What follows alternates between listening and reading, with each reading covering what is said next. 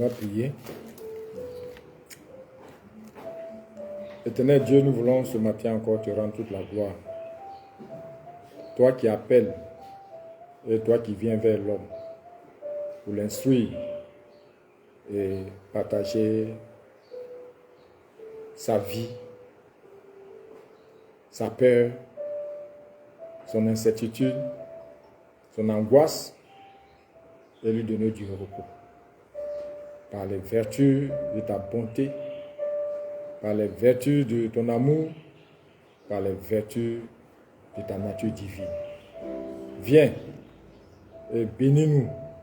Viens ce matin et restaure-nous. Et que nous sortions d'ici remplis de la vie divine, remplis des forces et remplis de la gloire et du règne que tu donnes à chacun de nous ce matin.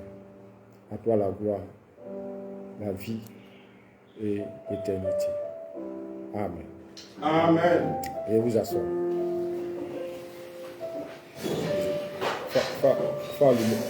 Allume.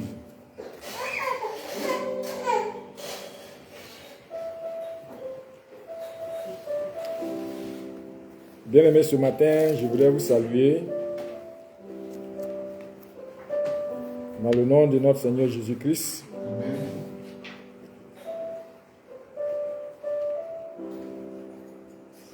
Et je voudrais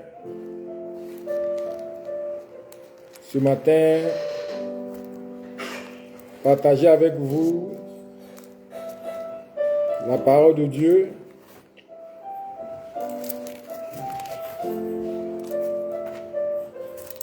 dans le livre de Ésaïe, du prophète Ésaïe.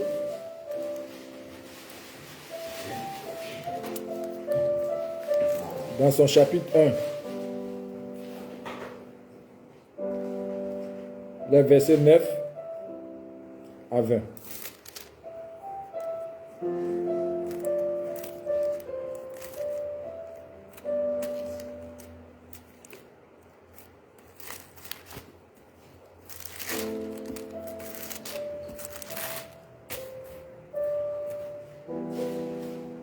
Versets 9 à 20.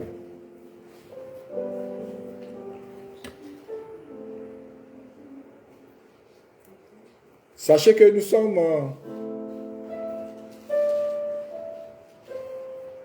dans une année, comme le dit notre thème,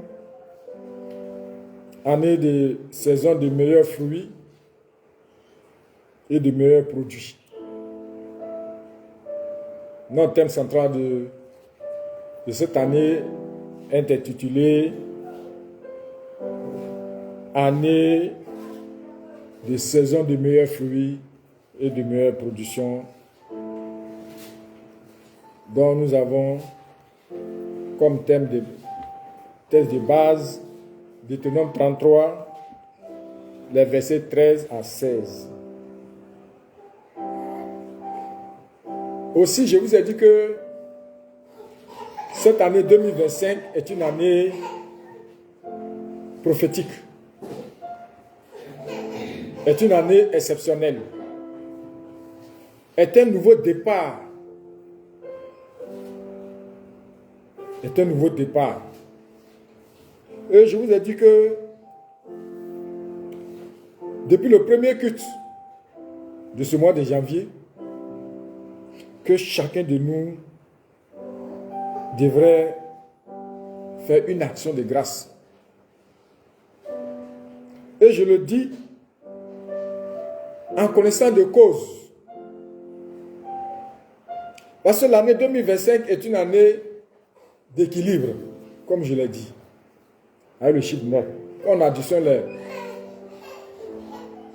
le nombre 2025, on trouve 9, le chiffre 9. Et le 9, c'est l'année, le chiffre de l'équilibre, que je vais expliquer tout à l'heure. Donc, pour que nous puissions avoir les meilleurs fruits et les meilleures productions, chacun doit apporter quelque chose. Chacun doit donner quelque chose comme sémence 2025 doit être pour toi les premiers signes de ta sémence et de tes meilleurs produits et de tes meilleures productions. Alléluia. Amen. Alors, pour ceux qui n'ont pas encore honoré, qu'ils honorent. Et le mot honorer, en hébreu, quand on dit honore ton père, ta mère, pour que tu vives longtemps, ne veut pas dire que, de toute façon, tu honores Dieu, c'est la même manière que tu honores ton père, ta mère. Non. La tradition a mis honorer. Mais en hébreu, ça veut dire qu'il faut obéir. Donc, si tu obéis aux recommandations de Dieu, ta vie de cette année ne sera pas la même. Alléluia. Alléluia. Et c'est à cela que je vous invite, bien aimés, à obéir à cette parole que Dieu nous a transmise à travers son serviteur. Le mois de mars, dans lequel nous sommes, selon le calendrier hébreu, est le premier mois de l'année. Chez les Hébreux, ils sont dans leur premier mois. Premier mois. Et le premier mois est ce mois de la victoire, ce mois de la libération, ce mois du détachement, ce mois de tout esclavage. Alléluia. Et cela s'exprime dans Exode 12, le verset 1. Il est écrit: ce mois-ci sera pour vous le premier des mois. Amen. Alléluia. Vous le considérerez pour vous le premier des mois comme le premier des mois de l'année. Alléluia. Ce mois de mars est le mois de l'année. Et le verset 2 de Exode 12 dit: transmettez ces instructions à toute l'assemblée d'Israël. Le 10e jour de ce mois, on prendra un agneau pour chaque famille, un agneau pour chaque maison. Alléluia. Aujourd'hui, nous sommes le combien? Le 9. Demain sera le 10. Or, le 10, le premier, en Palestine, le dimanche est le premier jour. Et les pères de l'église ont pris ce jour de dimanche pour faire de ça un temps de culte. Pourquoi? Parce que en l'an 333, ce même dimanche-là, c'est ce même dimanche-là que les sorciers, les occultes et tous ceux qui, à cette période-là, c'est ce jour-là qu'ils prenaient pour aller adorer leur Dieu. C'est ce jour qu'ils prenaient pour faire des sacrifices. C'est ce jour qu'ils prenaient pour faire certaines choses dans leur vie. Donc, l'empereur de cette époque a pris ce jour comme temps de culte. Alléluia. Et chaque fois que tu venais au culte, on te donnait à manger. On te donnait de la provision. On te donnait certaines choses. Donc, ça fait que les autres sectes ont vu leurs chrétiens, pas chrétiens, leurs fidèles diminuer.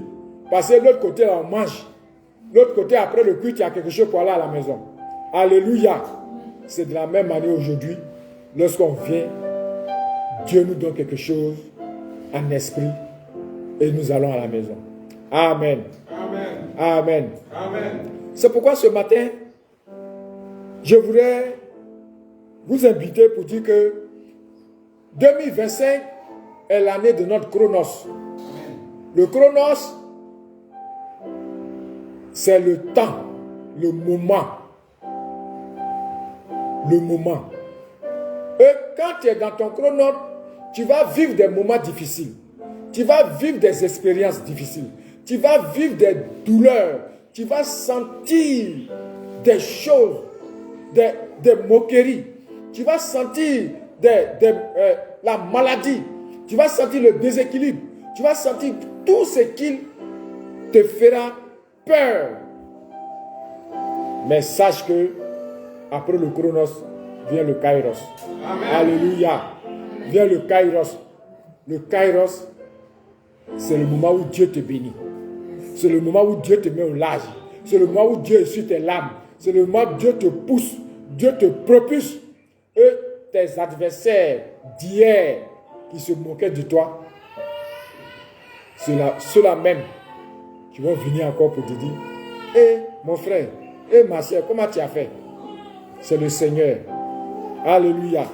C'est le Seigneur. Alléluia. Alors, bien-aimé, c'est ce temps du chronos qui est ce temps de rétablissement. Et quand tu es arrivé à ton kairos, c'est ton temps de rafraîchissement, le temps de la bénédiction, de la réception. Alléluia. Bien-aimés frères et sœurs, pour ce mois de mars, quel sous-thème que l'Église nous propose? Comme chaque mois, nous avons un sous-thème qui est développé à travers notre thème central de l'année, qui est année de la saison des meilleurs fruits et des meilleures productions. Le sous-thème du mois qui nous est proposé est le suivant: la rosée, premier signe de la bénédiction et ses conséquences. Alléluia. La rosée, premier signe de la bénédiction et ses conséquences. C'est ce sous-thème du mois que nous allons, durant les 4 semaines ou les 3 semaines qui suivent, que nous allons traiter à travers la rosée, premier signe de la bénédiction et ses conséquences. Pour ce jour, notre sous-thème est le suivant. Pour ce dimanche, notre sous-thème est avoir de la bonne volonté et docile pour manger les meilleurs fruits. Avoir de la bonne volonté et docile pour manger les meilleures productions. Je répète encore, avoir de la bonne volonté et docile pour manger les meilleures productions. Et notre thème de base, à travers ce sous-thème, est tiré d'Ésaïe 1, à partir des versets 9 à 20. Ésaïe 1, 9 à 20. Mais les versets de méditation, les versets sur lesquels nous allons méditer cette semaine, à travers le sous-thème avoir de la bonne volonté et docile pour manger les meilleurs fruits, c'est les versets 19 et 20. Les versets 19 et 20 feront l'objet de notre méditation quotidienne. De la bonne volonté et docile pour manger les meilleurs fruits. Il est écrit, les versets 19 et 20. Si vous voulez bien écouter, vous mangerez les meilleurs produits du pays, mais si vous refusez et vous montrez rebelle, vous serez dévorés par l'épée. Oui, c'est l'Éternel qui l'affirme. Amen. Amen. Sur ce, je vous prie de bien vouloir vous lever pour faire la lecture biblique.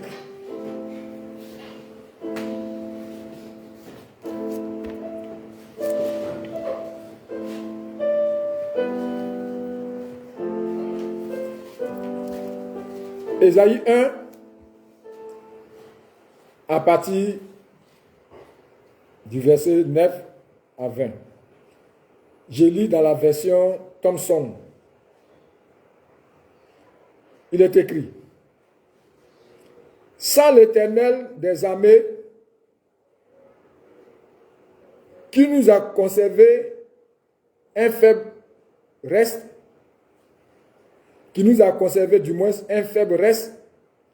nous serions comme Sodome. Nous ressemblerons à Gomorrhe. Écoutez la parole de l'Éternel, chef de Sodome. Prête l'oreille à la loi de notre Dieu, peuple de Gomorrhe. Qu'ai-je à faire de la multitude de vos sacrifices, dit l'Éternel. Je suis rassasié des holocaustes de béliers et de la graisse des veaux. Je ne prends pas plaisir au sang des taureaux, des agneaux et des boucs. Quand vous venez vous présenter devant moi, qui vous demande de fouler mes parvis, cessez d'apporter de vaines offrandes. L'accent me fait horreur. Quant aux nouvelles lunes, au sabbat et aux assemblées, je ne puis voir le crime avec les sonorités. Je hais vos nouvelles lunes et vos fêtes. Elles me sont à charge. Je suis las de les supporter. Quand vous étendez vos mains, je détourne de vous mes yeux. Quand bien même vous multipliez les prières, je n'écoute pas. Vos mains sont pleines de sang. Lavez-vous, purifiez-vous. Ôtez de ma vue la méchanceté de vos actions. Cessez de faire le mal. Apprenez à faire le bien. Recherchez le droit. Ramenez l'oppresseur dans le bon chemin. Faites droit à l'orphelin. Défendez la veuve. Venez donc et plaidons, dit l'Éternel. Si vos péchés sont comme le cramoisi, ils deviendront blancs comme la neige. S'ils sont rouges comme les l'écarlate, ils deviendront comme de la laine. Si vous décidez pour l'obéissance, vous mangerez les meilleures productions du pays. Mais si vous refusez, si vous êtes rebelle, vous serez dévorés par l'épée, car la bouche de l'Éternel a parlé. Amen. Amen. Veuillez vous asseoir. Si vous êtes docile et obéissant, vous mangerez les meilleurs fruits du pays. Alléluia. Amen. Bien-aimés frères et sœurs, quelle compréhension faisons-nous à la lecture de notre texte biblique? Pour mieux comprendre nos thèmes, posons-nous des questions. La première question, de quoi s'agit-il? De quoi s'agit-il? Et en deuxième lieu, quelles leçons tirons-nous à travers le thème que nous avons tiré du passage d'Ésaïe 1 à partir du verset 9 à 20.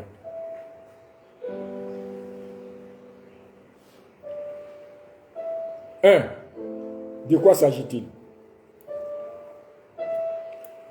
Bien-aimés, comme je vous l'avais dit en début d'année, que nous amorçons une année 2025 dans une saison et dans un contexte d'année d'équilibre. Je vous ai dit que 2025 est une année d'équilibre. Pourquoi? Parce que lorsque nous additionnons 2025, nous obtenons le chiffre 9. Et je vous avais dit que le chiffre 9 est un chiffre d'équilibre, est un chiffre infini. Parce que lorsque tu multiplies 9 par n'importe quel chiffre, tu trouves 9. Alléluia. Alors, ça veut dire que le chiffre 9 est un chiffre de l'infini, de l'équilibre. Tu vas prendre 9 plus 9 multiplié par 1. Tu vas trouver 9. Alléluia. Tu vas prendre 9 multiplié par 2. Tu vas trouver 18. Quand tu as 18, 1 plus 8 font 9. Alléluia. Même tu vas prendre 9 multiplié par 9. Tu vas trouver 81. Les 81 là, 1 plus 8, tu vas trouver 9. Alléluia. Donc, ça voudrait dire que 2025, si tu observes bien, si tu regardes bien, si tu es attentif, si tu penses et si tu es docile, 2025 là, va pas passer sous tes yeux. Alléluia. 2025, tu vas voir dedans. Alléluia. Mais si tu es rebelle, la rébellion, c'est désobéir. On désobéit à qui? À Dieu. On désobéit à qui? À l'autorité. On désobéit à qui? À celui qui te guide. Si un aveugle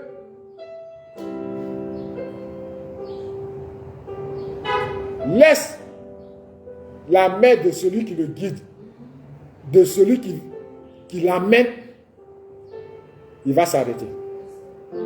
Parce qu'il ne saura pas dans quelle direction où aller. Alléluia. Donc ne faisons pas de 2025 comme une année d'une personne aveugle. Alléluia. Alléluia. Amen. Le 31 décembre de 2025, que chacun rende son grand témoignage de ce que Dieu aura fait.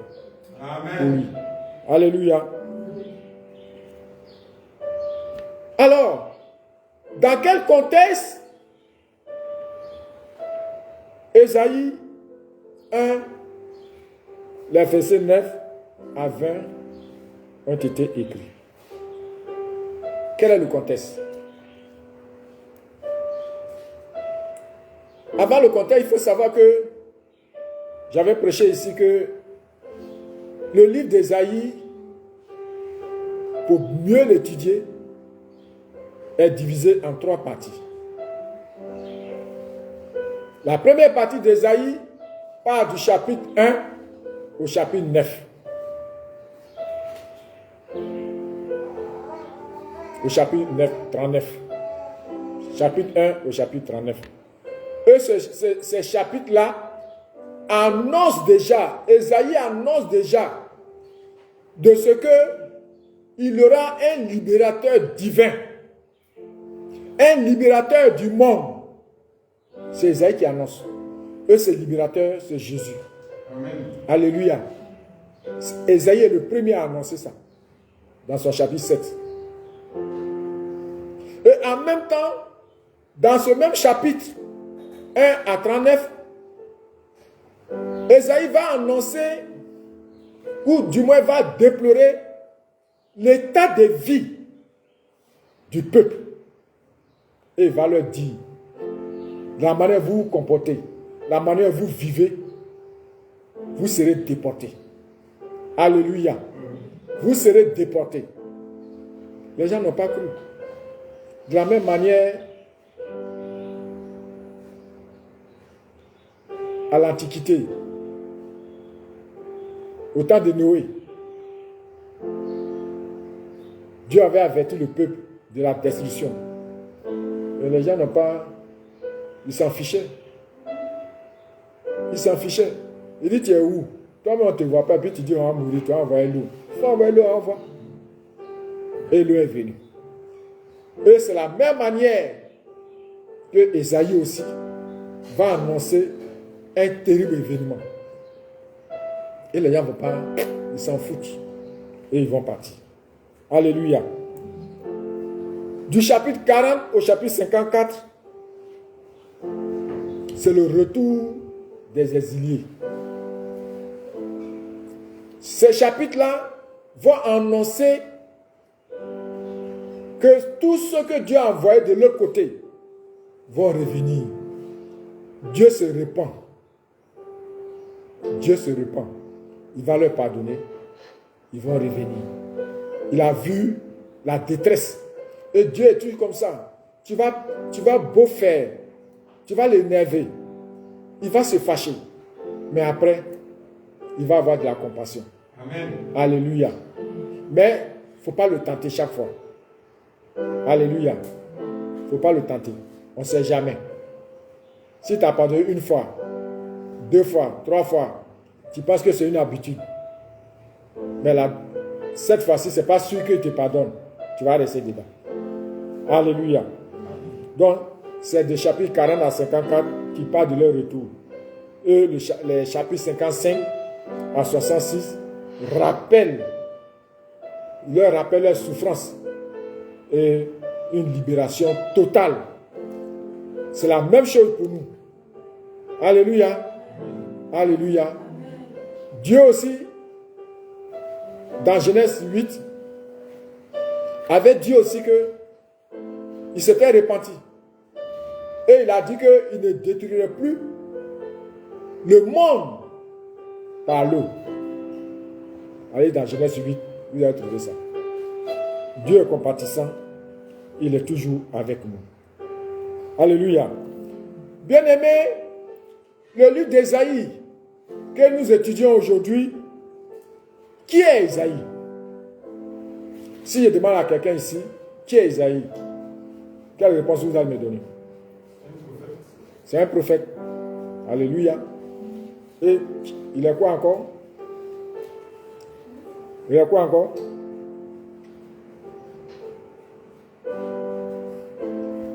Il est un prophète et il est un homme politique. Je vais vous le dire tout à l'heure. Ça va choquer d'autres pour ceux qui nous regardent, mais c'est ça. Ésaïe en hébreu, c'est Yeshayahu. Yeshayahu. Yeshayahu. Ou bien tout court, Yeshaya. Yeshaya. Yeshaya. Et le nom d'Ésaïe transparaît dans le tétragramme. Le tétragramme, c'est le nom de Dieu. Et en hébreu, vous trouverez que le nom Ésaïe veut dire Yahweh. Yahweh, il est Yahweh. Et Yahweh veut dire sauveur. Donc Ésaïe veut dire sauveur. Alléluia. Un prophète sauveur. Je vais vous expliquer tout à l'heure.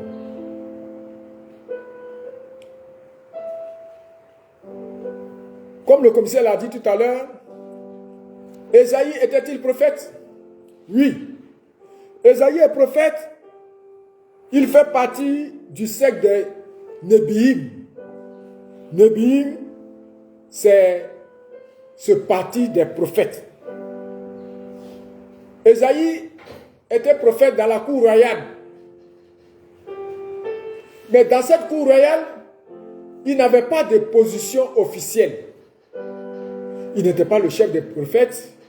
Il n'était pas le bras droit du roi. Il n'était pas le conseiller du roi. Mais il est à la cour royale. Alléluia. Il exerce à la cour royale. Il est né à Jérusalem. Il a passé toute sa vie. Contrairement aux autres qui ont bougé un peu partout. Il a exercé son ministère prophétique dans les rues, sur les places publiques, aux portes de Jérusalem, où il prenait des positions dans les discussions. Ésaïe mettait sa bouille dedans. Tout ce qui concernait le peuple, pour Dieu, Esaïe, sa bouche était dedans. Il prenait certaines positions dures contre sa vie.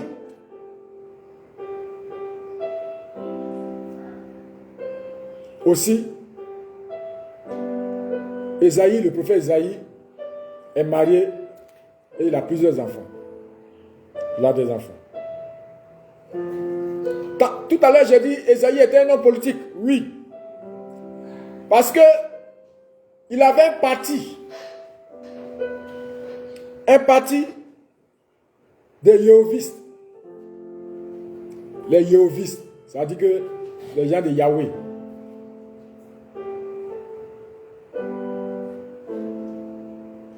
Et ce parti des Jéhovistes était une élite fidèle à la parole de Dieu.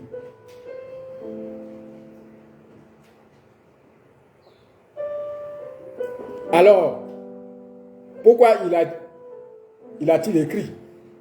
Pourquoi il écrit ce livre? Pourquoi a-t-il écrit ce livre? Ou du moins, pourquoi a-t-il prophétisé?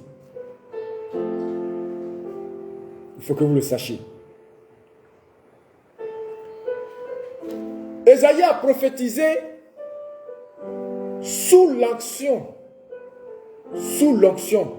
et l'action de Dieu. Il a prophétisé à la deuxième moitié du 8e siècle.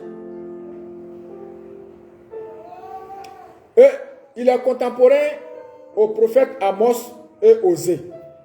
Pendant qu'il prophétisait, ou pendant qu'il exerçait son ministère prophétique, il y avait le prophète Osée qui était là. Il y avait le prophète Amos qui était là. Eux aussi prophétisaient.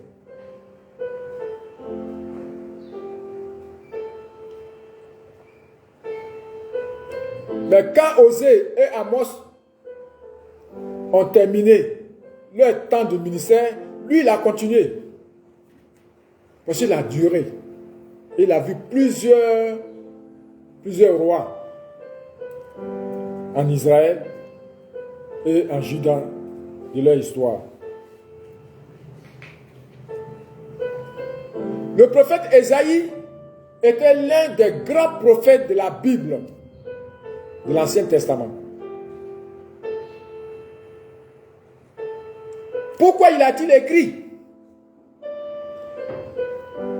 Esaïe écrit ou prophétise à cette période face aux iniquités des chefs, des riches, des prêtres qui égaraient la nation, qui amenaient le peuple dans des fausses doctrines, qui amenaient le peuple dans une désobéissance, qui amenaient le peuple dans des choses inimaginables. Alors, Esaïe ne pouvait pas supporter ces choses-là. Esaïe ne pouvait pas supporter la manière dont le peuple subissait, la manière dont les chefs mettaient sous esclavage, la manière dont les rois opprimaient, la manière dont les prêtres agissaient contrairement à la parole de Dieu. Alléluia. C'est de la même manière aujourd'hui.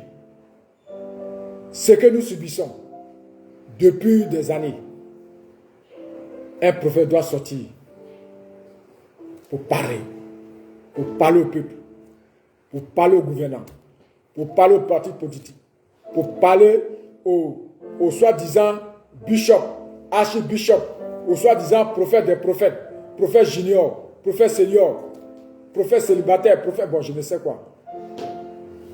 Pour amener le peuple à l'obéissance, amener les prêtres à l'obéissance, amener les chefs à l'obéissance, amener les rois à l'obéissance. amener le peuple à croire que c'est Dieu seul qui est Dieu. Ésaïe était austère.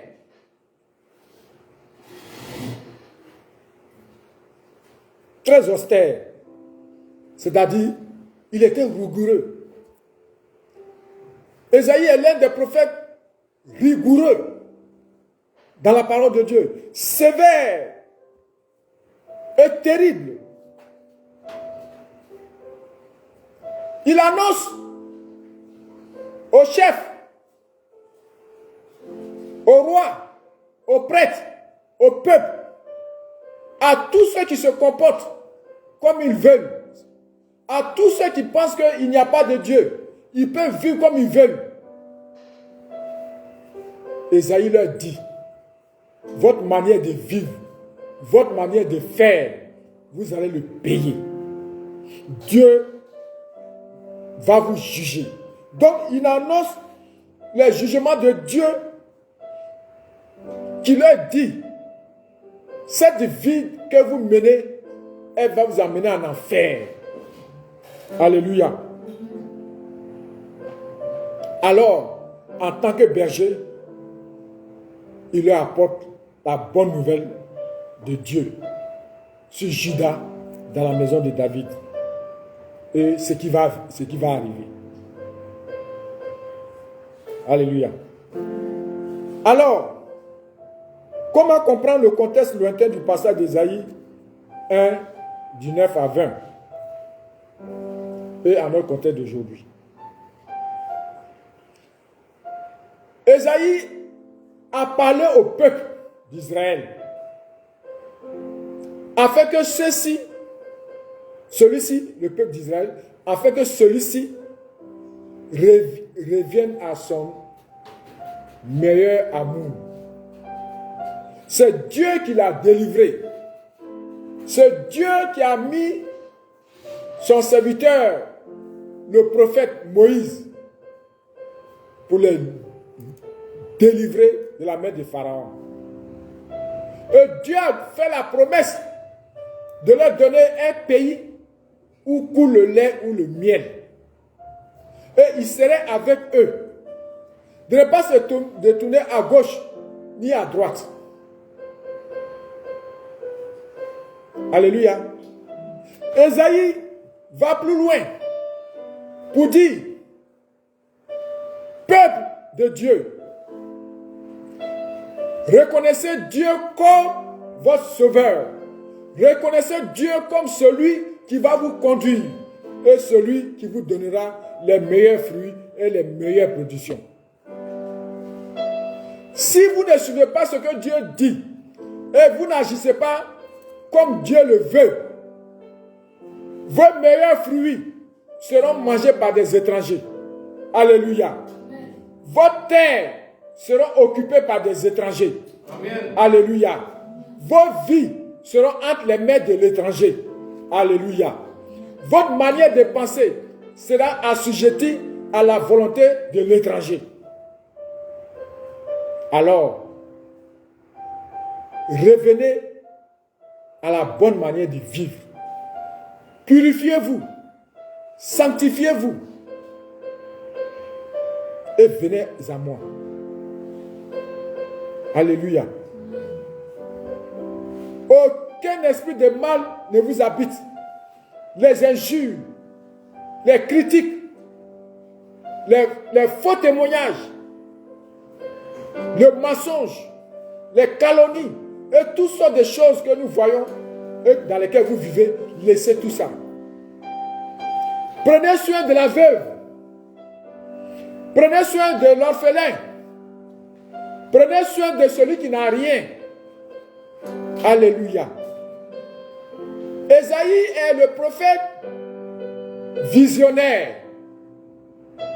Et ce qui a été au temps de Moïse pour la sortie du peuple. Il dit ce mois-ci, c'est là le premier des mois de l'année. Le 10e jour, vous prendrez un agneau sans défaut pour chaque maison pour l'offrir. Et c'est pourquoi ce que vous constatez, c'est que ce mois de mars est le mois de pénitence. Alléluia. C'est le mois où certains frères et sœurs sont en jeûne pour les chrétiens et carême pour les musulmans. Ça ne vous dit rien? Ce mois de mars est un mois de purification, est un mois de sanctification, est un mois parce que c'est un mois de renouvellement. C'est un mois où tu dois rentrer en étroite communion avec Dieu. Est un mois où tu dois être humble, où tu dois être parfait, où tu dois être bon envers toi-même, envers ton prochain et envers Dieu. Alléluia.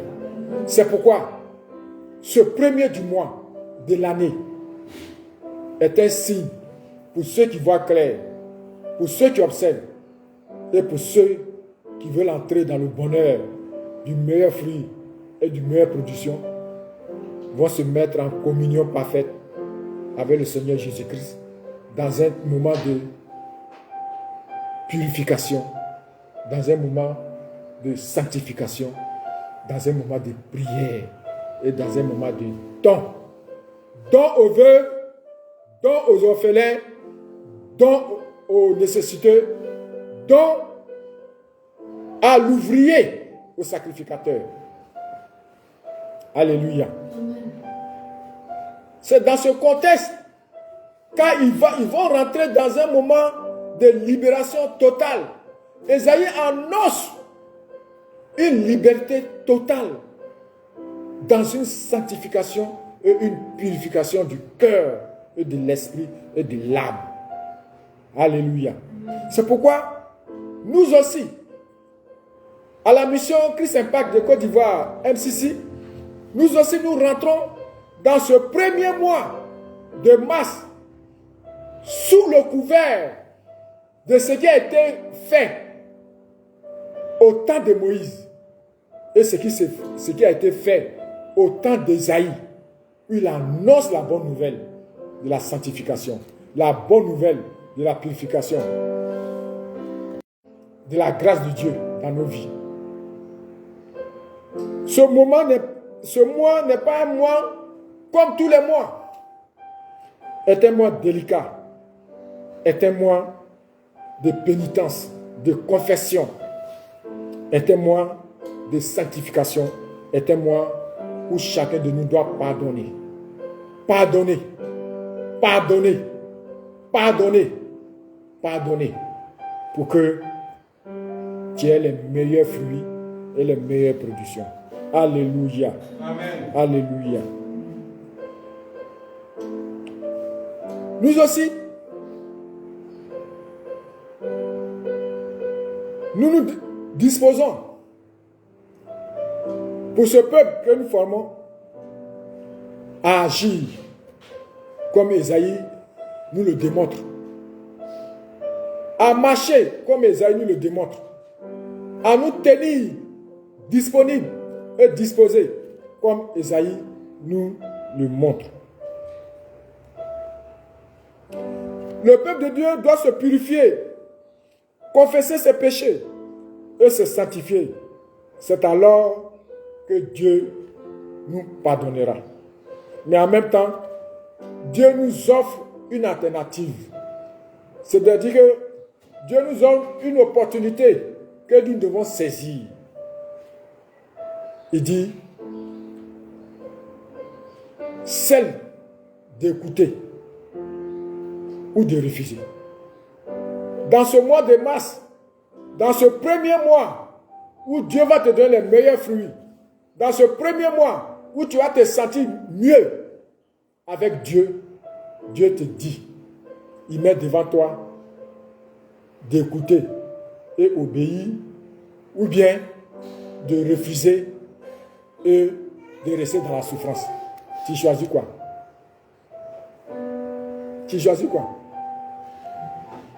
Il dit d'écouter et d'obéir pour avoir les meilleurs fruits, les meilleures productions. Ou bien de refuser et de rester dans la souffrance.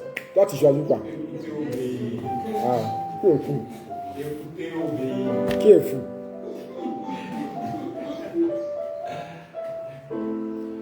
Bien-aimé, en cela, Ésaïe 19, Ésaïe 1, le verset 19, dans plusieurs versions, nous démontre ceci. Lui, second, pour mieux comprendre le verset 19, pour mieux comprendre le verset 19, d'autres versions, dans la version Thompson, le verset 19, voilà ce qu'il a écrit. Il dit, si vous décidez pour l'obéissance, Thompson dit, si vous décidez. Donc, chez Thompson, c'est une décision. Alléluia. C'est une décision. Dans lui second, il dit, si vous êtes docile, lui second dit docile. La version de Bible matin dit, si vous obéissez volontairement. Donc, ce matin, c'est une volonté, c'est une obéissance volontaire. Ce n'est pas une obligation. Soit si tu veux, il faut faire, si tu veux, il faut laisser.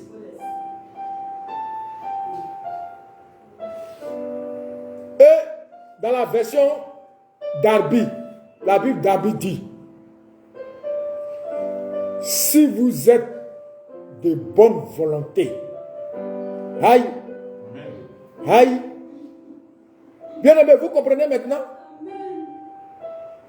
Une décision, volontairement, obéir volontairement. Troisièmement, avoir de la bonne volonté.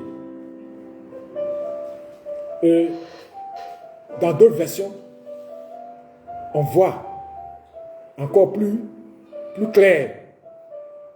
Voyez-vous? Donc, quel est le contexte d'aujourd'hui? Le contexte d'aujourd'hui de ce thème d'être docile, ou bien de décider, ou bien d'avoir de la bonne volonté, ou bien d'obéir volontairement, est que Dieu débute avec nous par une décision. Dieu veut décider avec nous dans ce premier mois de l'année par une volonté de nous-mêmes. Dieu veut de nous ou faire de nous dans une obéissance volontaire. Et Dieu veut que nous soyons dociles. Docile veut dire quoi? Docile veut dire que faut être humble. Alléluia. Amen. Humble. Respectueux. Honnête. Alléluia. Amen. Pieux. Saint. Aimable. Et celui qui donne, qui fait des dons, qui offre. C'est pourquoi d'autres communautés l'ont compris. Nos frères catholiques l'ont compris. Ils ont compris l'essence du mois de mars. Ils ont compris l'avènement glorieux qui est devant eux. Nos frères musulmans ont compris que le mois de mars est un mois sacré, est un mois saint, est un mois de purification, de sanctification, est un mois de don, est un mois de partage. Alléluia. Amen. Parce qu'au bout, il y a le Dieu. Alléluia. Au bout, il y a le Sefa. Au bout, il y a le miel. Au bout, il y a quoi encore? il y a tout ce que tu auras. Amen. Les signes de la bénédiction. Alléluia. La rosée, qui est le premier signe de la bénédiction. Alléluia. Le mois de mars est synonyme de cette rosée, cette goutte fine qui apparaissent sur les fleurs, sur les plantes, pour les nourrir et les faire vivre, pour les meilleures productions et les meilleurs fruits. Alléluia. Amen. Bien-aimés, c'est ce que Dieu veut de nous. C'est ce que Dieu veut de nous. Les premiers signes de la bénédiction, dans Deutéronome 33, le verset 13, il dit c'est la rosée. Alléluia. Qu'est-ce que la rosée? On nomme la rosée comme des fines gouttes ou des gouttelettes d'eau qui se déposent le matin sur l'herbe et sur divers objets. La rosée est due à la condensance ou bien à la condensation des vapeurs d'eau de l'atmosphère à la surface des corps. Alors, si la rosée est une fine gouttelette qui est déposée sur les fleurs ou des objets, et qui se transforment sous l'effet de l'atmosphère, alors il y a une conséquence. Sans température ambiante, sans transformation, sans condensation, sans mélange, sans étape, la rosée qui est une fine gouttelette qui tombe sur les fleurs ou sous des objets, s'il n'y a pas un mécanisme atmosphérique qui agit, ces gouttelettes-là ne peuvent pas avoir leur effet. Alléluia. Amen. Ne peut pas avoir leur effet sur l'herbe et sur l'objet en contact. Qu'est-ce que ça veut dire? Ça veut dire que pour que tu aies la bénédiction, pour que tu vois les prémices ou bien les signes de la bénédiction, toi-même, tu dois être dans une position qui permette que cette rosée-là qui va tomber sur toi aille en profondeur. Amen. Alléluia. Aille en profondeur. Aille en profondeur. Selon la Bible, la rosée, c'est comme toute chose. La rosée dépend directement de Dieu. Alléluia. Amen. Vous pouvez voir ça dans Juge 6, le verset 37. Juge 6, le verset 37. Juge 6, le verset 40. Juge 6, le verset 37 et le verset 40.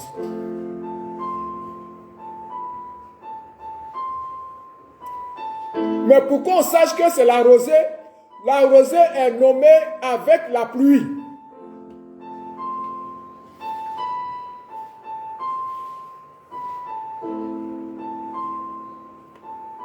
Pour qu'on sache que la rosée va venir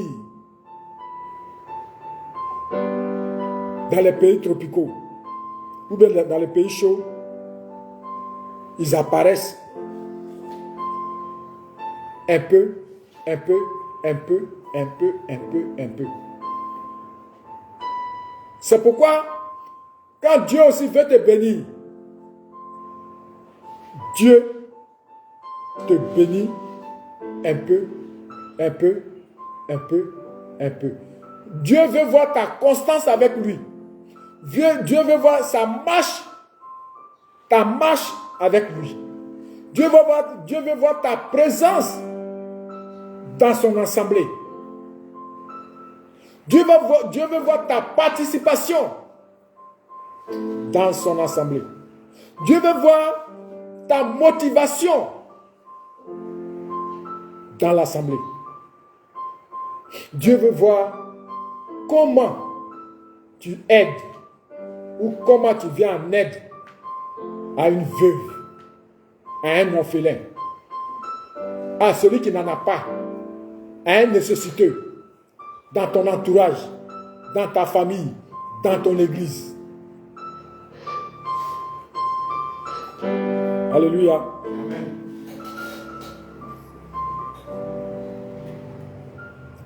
Cette rosée de Dieu, c'est ce que nous voyons dans Deutéronome 33, 13, dans 2 Samuel 1, 21,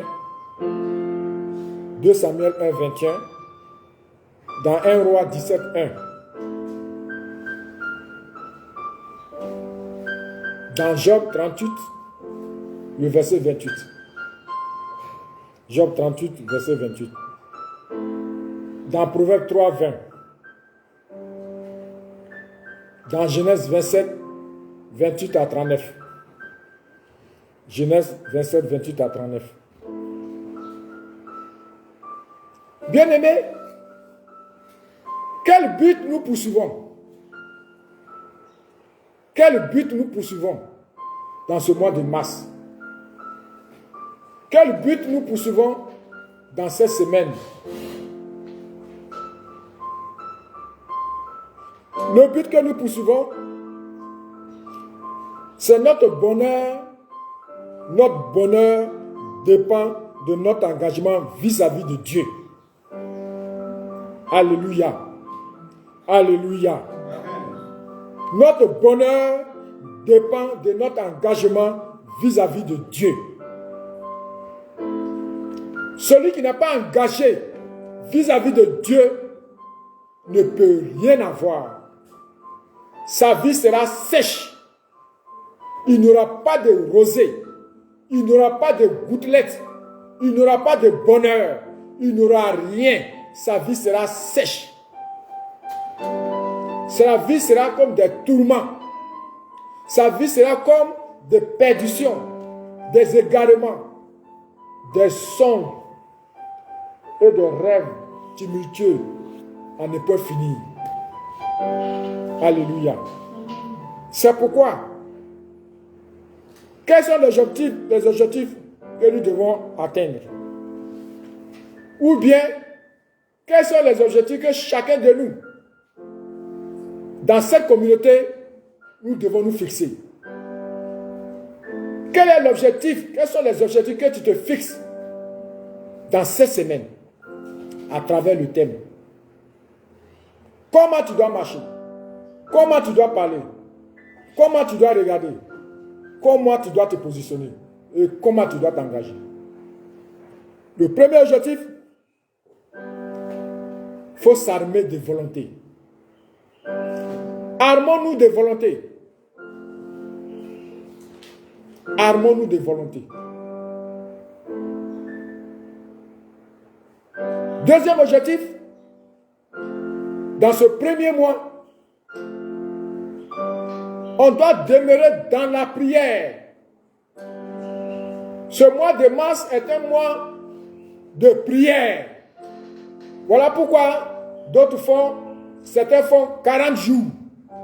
Alléluia. Et d'autres feront 21 jours. Ce qui est sûr, c'est un temps de prière. Amen. Nous allons dans la même direction. Amen. Amen. On va tous dans la même direction, dans la libération. Et troisième objectif, refuser et s'éloigner de tout ce qui peut rendre notre vie difficile. Alléluia. On doit refuser et nous devons nous éloigner de tout ce qui peut rendre notre vie difficile. Alléluia. Cette semaine, tu dois refuser tout compromis. Tu dois refuser tout ce qui ne t'arrange pas. Quand la maladie va venir, tu dis non, ce n'est pas dans mon corps, tu vas rentrer. Quand une situation va venir, tu dis c'est pas moi, il faut passer. La route là, voilà la route ici, passe ici. Si tu passes à gauche, moi, je passe à droite. Si tu passes à droite, moi, je passe à gauche. Alléluia. Amen. On doit s'éloigner de tout lieu impur. On doit s'éloigner dans tout bavardage inutile. On doit s'éloigner de tous les là. On doit s'éloigner de ça. Parce qu'on est dans un moment de purification, de sanctification. Tu peux être dans la prière et puis tu vas aller dire de n'importe quoi. Tu peux être dans la prière et puis tu vas aller faire n'importe quoi. Tu peux être dans la prière et puis Satan va venir jouer avec toi. C'est que tu n'es rien. C'est que tu es vide, tu es comme un cafard. Alléluia. Le cafard. Tu peux tuer le cafard. Tant que tu n'as pas écrasé la tête, il ne faut pas dire que tu as tué le cafard. Le cafard là. Mais il faut enlever ses intestins. Tant que la tête n'est pas écrasée, au moment où tu dis que tu l'as écrasé, tu as vu les puces sortir, tu dis, oh, le cafard est mort. Tu mens, hein? Tu reviens, le cafard a disparu. Alléluia. Amen. Nos vies doivent être comme ça. On doit s'éloigner de tout ça. Alléluia. C'est pourquoi, bien aimé, au vu de ces objectifs, nous devons nous sentir un. Comme Dieu est un. Nous sommes le premier, moi, le chiffre 1. Et le 1, c'est Dieu. Dieu est un. Le Père, le Fils, le Saint-Esprit. Amen. Voilà pourquoi il a dit en Genèse 1, 28, faisons l'homme à notre image, selon notre ressemblance. 1. Le chiffre 1. Le chiffre 1 est le chiffre du commencement. Nous commençons un mois où il y a le bonheur au bout. Nous commençons un mois avec la rosée. Alors, si nous sommes un et que nous commençons, on doit être le faire dans le silence. Le 1, c'est le symbolisme du silence. Où tu es seul dans ta maison, sur ton lit, ou bien à genoux, sur ton lit, et tu pries ton Dieu. Tu es en communion avec Dieu, avec Christ. Le chiffre 1, qui est le chiffre du commencement, dans le silence et dans l'union avec Dieu. Et dans l'union avec Dieu, vous formez, ou bien nous formons une unité. Amen. Alléluia. Donc nous sommes dans un temps de 1, de commencement dans le silence, dans l'union et dans l'unité avec Christ et avec notre communauté. Alléluia. Alors, si le 1 est Dieu, si le 1 est le commencement, chacun de nous, au sortir de cette église, au sortir de ce culte de ce matin, dis-toi que tu n'es plus la même personne. Tu commences une nouvelle aventure qui va t'amener très loin. Tu commences une nouvelle vie dans l'unité avec Christ. Tu commences une nouvelle vie dans l'union avec tes frères et sœurs. Tu commences une nouvelle vie, une nouvelle marche.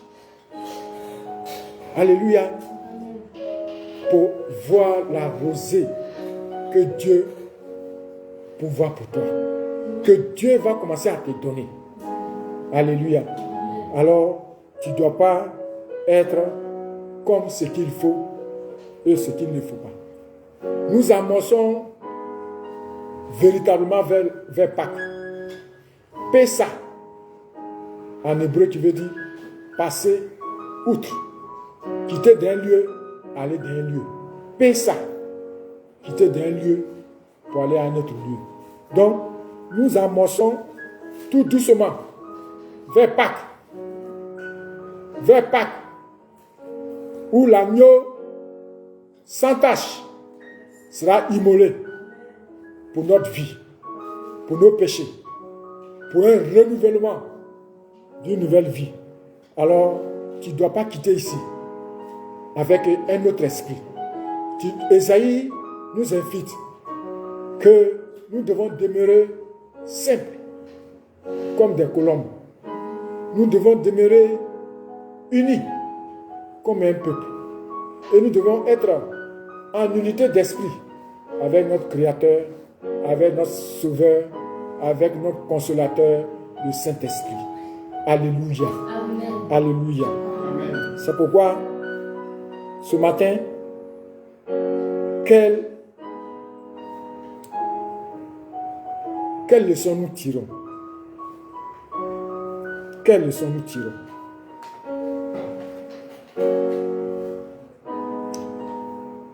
La leçon que nous tirons à travers Ésaïe 1, les versets 19 à 20, il dit d'être docile, de prendre une décision, d'avoir de la bonne volonté,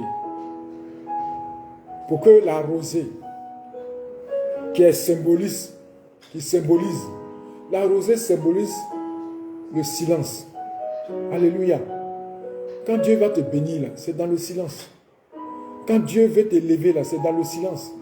Quand Dieu veut te visiter, là, c'est dans le silence. C'est pas dans les bruits, c'est pas dans les brouhahas, c'est pas dans les critiques, c'est pas dans le péché, c'est pas dans le désordre. Alléluia. C'est pas dans le désordre. Donc la rosée a un symbole de silence. La rosée a un symbole de fugitif. Celui qui quitte un lieu. Celui qui fuit les mauvaises choses. Alléluia. Alléluia. Quand la rosée veut venir, qu'il y a la chaleur, ça disparaît. Quand la rosée veut venir, qu'il y a la neige, ça disparaît. Je n'ai jamais vu dans un pays où il neige, là, il y a la rosée. Hein? Je n'ai jamais vu. Voilà. Donc, bien aimé, la rosée est synonyme d'enrichissement, de fertilité, de production, de vie. Alléluia. La rosée est synonyme de puissance. Quelle leçon? Nous devons avoir la puissance. Nous devons être riches. Dans le silence. Tu te formes, tu te forges, tu travailles. Et un jour, bim, voilà toi. Et dit, les sorciers vont dire, mais comment? On a trop dormi? Oui, vous avez trop dormi. Vous serez dans le silence pour qu'il soit élevé. Amen. Bien aimé, c'est en cela que je vais vous décrire aujourd'hui. Je vais vous faire une révélation de ce que c'est un prophète. Un prophète, c'est qui? Un prophète, c'est qui? Le prophète vient du mot Nabi en hébreu. Nabi. Et vous allez voir comment Ésaïe est un Nabi. Est un Nabi. Et tout prophète doit être un Nabi. De l'explication que je vais vous donner, de la révélation que je vais vous donner ce matin. Le Nabi, c'est 4 lettres hébreux. Le Nabi, ce sont 4 lettres hébreux. 4 lettres hébreux. La première lettre de Nabi, c'est le N. La lettre N en français. Mais qui est dite, qui se prononce Nun en hébreu. Alléluia. Nun en hébreu. qui est la 14e lettre de l'alphabet hébraïque. Nun. La seconde lettre, c'est le Bet. Nabi. N. Nabi. C'est le Bet. Le Bet est la deuxième lettre de l'alphabet hébraïque. Et la troisième lettre, c'est le Yod. Le Yod. Le Yod est la 10e lettre de l'alphabet hébraïque.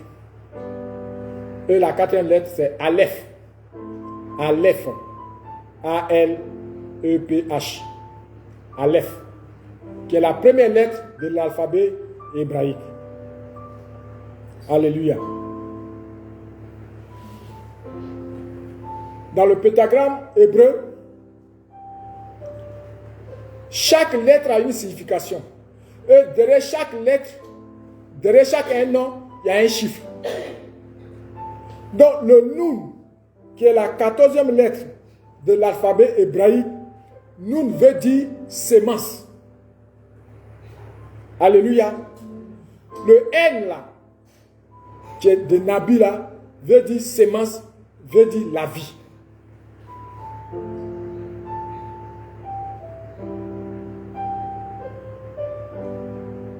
La deuxième lettre de Bet, Bet veut dire maison.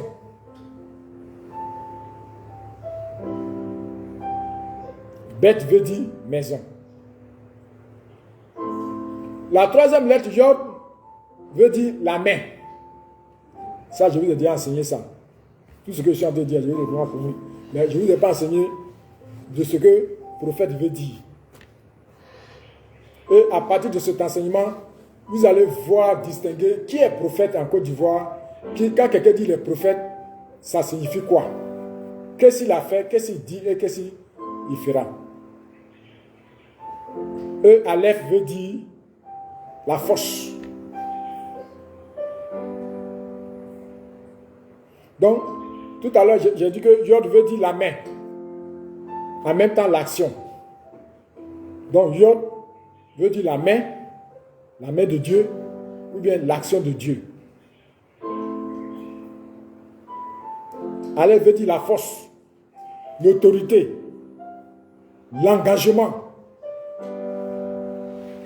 Et Yod, Aleph, du moins, représente cette force que le bœuf a. Donc, Aleph, qui veut dire la force, l'autorité, est une représentation de Dieu. Le Elohim, Yahweh. Donc, bien aimé, voyez tout ce que vous avez écrit. Lorsqu'on rassemble les 4 lettres et leur signification, qui veut dire Nabi. Nabi, prophète. Cela ramène à quoi? Cela ramène à quoi?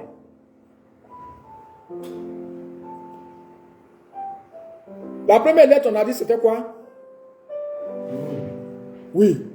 La sémence et la vie. La sémence et la vie. La deuxième lettre, on a dit quoi? C'était quoi? Hein? Bet qui veut dire maison. Troisième, c'était quoi? Yod. Qui veut dire la main. Et puis L'action de Dieu. L'action de Dieu. Et Aleph qui veut dire Aleph désigne la force, l'autorité, l'engagement. L'autorité, l'engagement de Dieu. La force du taureau. Ou l'action de Dieu. Donc, quand on retrace ces 4 chiffres, il y a une leçon derrière. Et c'est cette leçon que je voulais partager avec vous, que je vous laisse ce matin. Nabi veut dire prophète. Veut dire prophète. Le prophète qui ramène la vie à la maison par l'action ou la main de Dieu. Alléluia. Autrement dit, le prophète, c'est celui que Dieu envoie par son action pour apporter la vie dans sa maison. Qui n'a pas compris? Qui n'a pas compris? Nabi veut dire le prophète de Dieu qui envoie par son action pour apporter la vie ou la sémence dans sa maison. Donc, un prophète, c'est celui qui apporte la vie, la sémence. Alléluia. La vie, la sémence dans la maison, dans le pays, dans son environnement, dans sa région, par l'action de la main de Dieu. Alléluia. Alléluia. C'est pourquoi l'exemple de Moïse est un exemple palpable. C'est Dieu qui l'appelle. Et Dieu lui donne son autorité. Dieu lui transmet la force pour affronter Pharaon, pour libérer son peuple et les ramener à la maison pour leur donner une vie, une sémence. Voilà pourquoi Dieu a dit, je vous enlèverai et je vous enverrai dans un pays où coule le lait et le miel, la sémence. Alléluia. Donc le prophète, c'est celui que Dieu envoie pour apporter la vie, pour apporter les semences nourricières dans sa maison par son action. On a vu Moïse. On a vu qui encore? Qui peut me donner un autre exemple? Élie. Le prophète Élie. Le prophète Samuel. La vie ne s'arrête pas. Élisée. Et le grand des grands, Jésus-Christ de Nazareth. Amen. Jésus-Christ de Nazareth. Amen. Le prophète des prophètes. Amen. Le nabi des nabis. Amen. Voilà pourquoi Jésus dit dans Jean 1, 4, lui qui m'a envoyé, j'agis selon sa voix. Amen. Et tout ce que je fais, je ne le fais pas de moi-même, je le fais de celui qui m'a envoyé. Amen. Alléluia. Le prophète n'agit pas pour lui-même ou de lui-même, mais il agit par l'action de Dieu pour apporter la vie quelque part dans la maison, dans un pays, dans une région, dans un environnement. C'est pourquoi Christ est venu pour apporter la vie, pour apporter la sémence en abondance à tous ceux qui le reçoivent et à tous ceux qui l'invoquent. Il agit sous l'action de Dieu. Amen. Amen. Amen. Amen. Amen. Amen. Soyez bénis. Amen. Soyez bénis. Amen. Soyez bénis. Amen. Soyez bénis. Amen. Soyez bénis. Au nom de Jésus.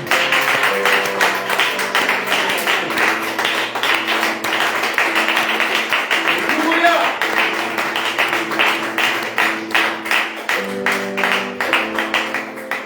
On va prendre un moment pour prier. Pour prier. Ressasser tout ce que nous avons entendu ce matin. Et nous engager.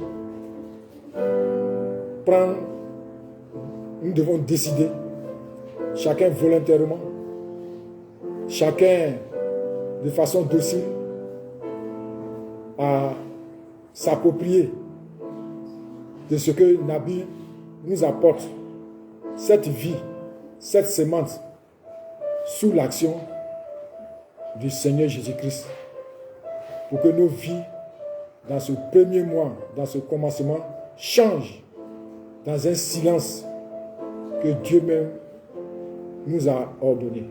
Prions.